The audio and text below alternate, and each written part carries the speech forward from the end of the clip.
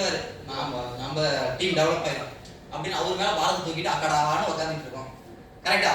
நம்ம டவுன்லைன் பாக்குறாரா, இன்னைக்கு வந்திருக்காரு, இன்னைக்கு ட்ரைனிங் அட்டன் பண்ணிருக்காரு, அவர் பண்ண ஆரம்பிச்சிருவாரு அவர் அப்படின்னு அவர் மேலதான் பாரத்தை போறோமே தவிர நம்ம பண்ண போறோம் அப்படின்னு நம்ம யோசிக்கிறோமா? இவர் பண்ணுவாரு, அவரு பண்ணுவாரு, இவர் சேர்ந்துட்டாரு, ஒருத்தர் சேர்ந்துட்டாருன்னா ஓகே இவர் பட்டை கிளப்பிடுவாரு. இவர் மேல அவர் மேல வைக்கிற கான்பிடென்ட்ட நம்ம மேல வைக்கிறதுக்கு அடுத்தவங்க மேல இவர் மேல அவர் மேல உங்களுக்கு கான்பிடென்ட் வருது, தான் மேல கான்பிடென்ட் வர மாட்டேங்குது. நான் உங்கள்ட்ட ஒரே ஒரு சின்ன ஒரு இமேஜினேஷன். இப்போ மீட்டிங் முடிஞ்சிருச்சு, மீட்டிங் முடிஞ்சிருச்சு, எல்லாம் வெளியே போறீங்க, வீட்டுக்கு போறீங்க, அடுத்த நாள் காலையில் ஆஃபீஸுக்கு போறீங்க, அப்படியே நாட்கள் போகுது, அப்படியே வந்து வருஷம் ஆகுது, மாசம் சம்பளம் வாங்குறீங்க, செலவு பண்றீங்க, அங்க இங்க எல்லாம் அப்படியே நார்மல் லைஃப் அப்படியே போயிட்டே இருக்கு. 1 வருஷம் ஆகுது, 2 வருஷம் ஆகுது, 3 வருஷம் ஆகுது, 10 வருஷம் ஆயிடுச்சு. இப்படியே தான் இருக்கு லைஃப். இப்படின்னு திரும்ப நீங்க இந்த ஹால்ல தான் இருக்கீங்க, திரும்ப இப்ப இருக்கீங்க, இப்ப மீட்டிங் முடியுது, திரும்ப வெளியே போய் அதே வாழ்க்கையை வாழ போறீங்களா, இல்ல இன்னும் கொஞ்சம் பெட்டரா நான் மாத்த போறேன் அப்படின்னு நினைக்கிறீங்களா? மாநாடுன்னு ஒரு படம் வந்துச்சு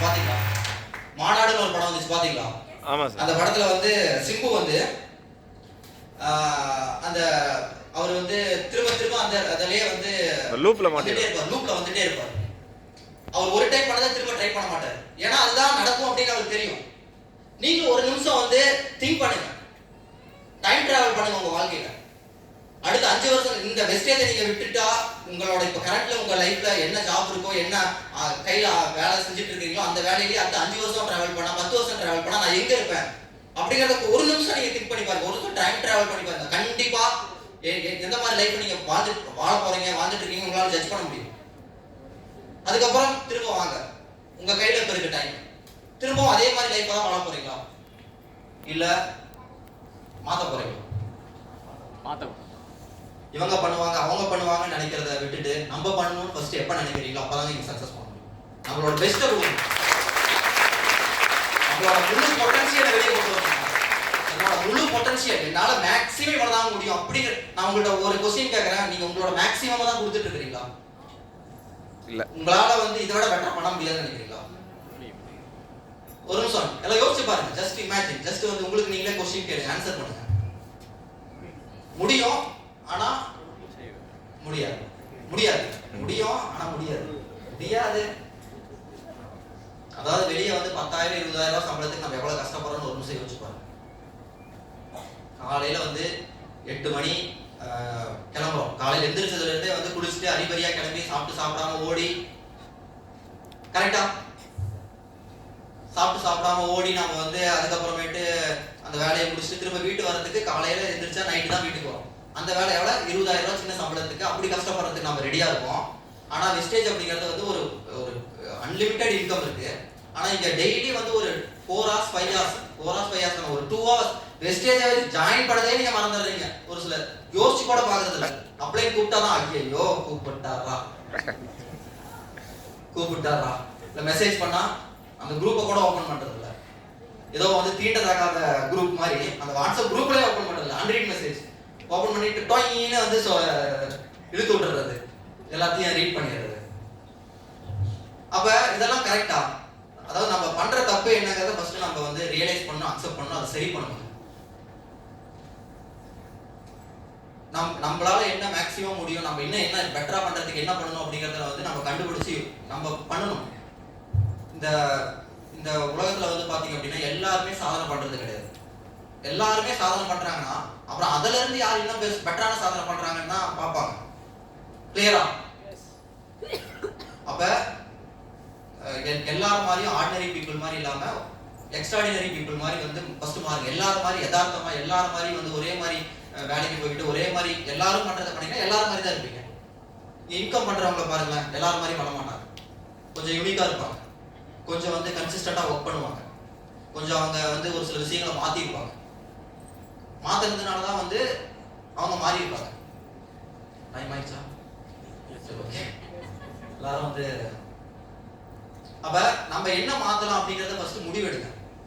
நம்மளால இன்னும் பெட்டரா என்ன பண்ண முடியும், எப்படி பண்ணலாம் அப்படிங்கறத நீங்க யோசிங்க. ஏன்னா உங்க ஒவ்வொருத்தருக்கும் தான் தெரியும் உங்களோட பொட்டன்ஷியல் என்ன.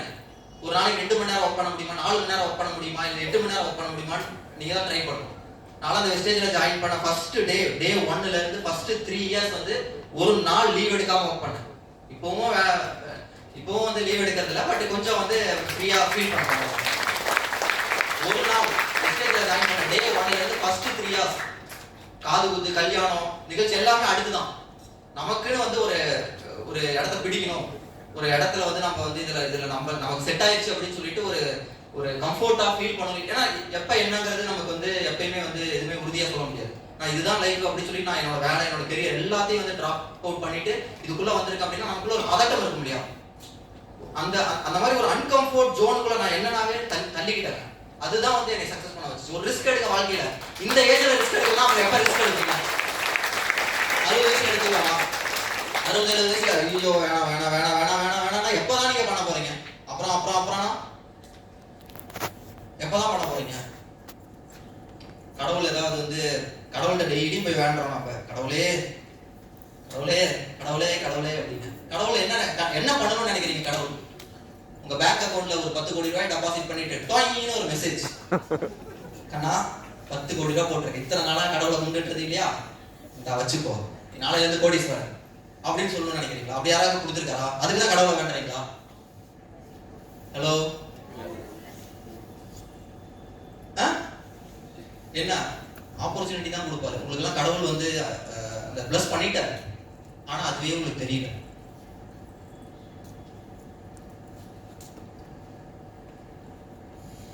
இன்னும் என்னதான் பண்ணணும்னு நினைக்கிறீங்க? கடவுள் உங்களுக்கு பண்ண வேண்டியதெல்லாம் அடுத்து உங்க கையில தான் இருக்கு.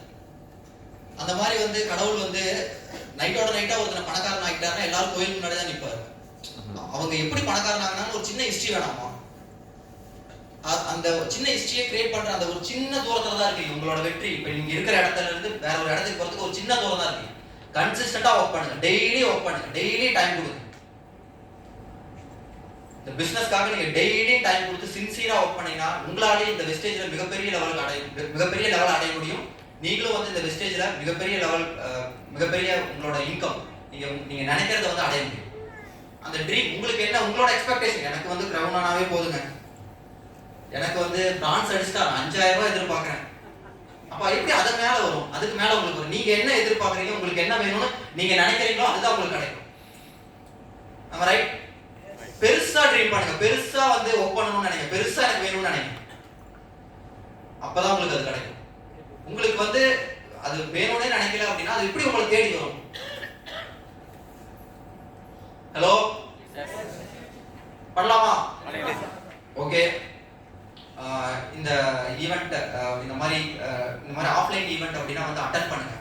இந்த மாதிரி ஆஃப்லைன் ஈவெண்ட் அப்படிங்கிறது வெளியே வரும்போது தான் வந்து ஃபேஸ் எல்லாம் பார்க்கும்போது தான் வந்து நமக்குள்ள இன்னும் வந்து ஒரு பிசிக்கலா வந்து ஒரு பாண்டிங் கிரியேட் ஆகும், நமக்குள்ள ஒரு பாசிட்டிவ் வைப் வந்து கிரியேட் ஆகும். அடுத்த ஈவெண்ட் இது மாதிரிலாம் வரும்போது உங்களுக்கு கூட வந்து உங்க டீம்ல இருக்கிறவங்கள கொஞ்சம் கூட்டிட்டு வாங்க. அப்பதானே டீம் டெவலப் ஆகும். யாரும் வரமாட்டேங்கிறாங்க சார், யாரும் வரமாட்டேங்கிறாங்க சார், யாரும் வரமாட்டேங்கிறாங்க சார் சொன்னா காரணம் சொல்றதுனால இங்க ஒண்ணும் வராதுங்க. காரணம் சொல்லாம எப்படியாவது அது ஒண்ணு பண்ணணும். எப்படியாவது காரணம் சொல்லாம பிசினஸ் பண்றதுதான் கஷ்டம், காரணம் சொல்றது ரொம்ப ஈஸி. அடுத்த ஈவெண்ட்டுக்கு கூட்டிட்டு வாங்க. சார் அசோக் சார் கூட அடுத்த மந்த் வந்து சென்னையில வந்து ஒரு ஈவெண்ட் பிளான் பண்ணிட்டு இருக்காரு. அந்த ஈவெண்ட்டுக்கு வந்து எனக்கு கீழே வந்து ஒவ்வொருத்தரையும் வந்து நிறைய 10 பேரை கூட்டிட்டு வரேன்னு பிளான் பண்ணுங்க. அப்டேட்லாம் டேட் வந்து கன்ஃபார்ம் பண்ணுவார் ஜூலை மந்த்ல. அந்த ஈவெண்ட்டை வந்து நான் பயன்படுத்தணும். என் டீமுக்கு வந்து எஜுகேஷன் கொடுக்கணும். உங்க டீமுக்கு நீங்க எஜுகேஷன் கொடுக்கணுங்க. உங்க டீம் அவங்க பண்றதா பண்ணுவாங்க. நீங்க என்ன பண்ணணும், உங்க டீமுக்கு நிறைய பேரை ஈவெண்ட்டுக்கு உட்கார வச்சு அவங்களை எஜுகேட் ஆகுறாங்க. அந்த பிசினஸ் பத்தி நாலேஜ் வருது, அவ்வளவுதான். அதுக்கப்புறம் அவங்க பண்ணும்போது தான் பண்ணுவாங்க, சொல்லி தான் தர முடியும். அவங்க மண்டைக்குள்ள போது நீ பண்ணுன்னு சொல்ல முடியுமா? நம்மளே பண்ண மாட்டேங்கிறோம். நம்ம என்ன பண்ணணும், நம்ம என்ன பண்ண முடியும், என்னோட ஆக்ஷன் எப்படி நான் இம்ப்ரூவ் பண்றதுன்னு தான் யோசிக்கணும். எப்பவுமே டவுன்லைனை பத்தி கவலைப்பட்டீங்கன்னா நீங்க சக்சஸே பண்ண முடியாது. நம்மளால என்ன மேக்ஸிமம் முடியும் அப்படிங்கறத நீங்க வந்து கண்டுபிடிச்சு உங்களோட மேக்ஸிமமா கொடுங்க. நான் இங்க வந்திருக்க எல்லாருக்குமே வந்து மிகப்பெரிய லெவல்ல சக்சஸ் பண்ணணும். அடுத்த டைம் பார்க்கும்போது கண்டிப்பா நீங்க வந்து 1-2 படி வந்து மேலே ஏறி இருக்கணும் அப்படின்னு சொல்லி நான் விஷ் பண்ணி நான் ஸ்பீச் முடிச்சுக்கிறேன்.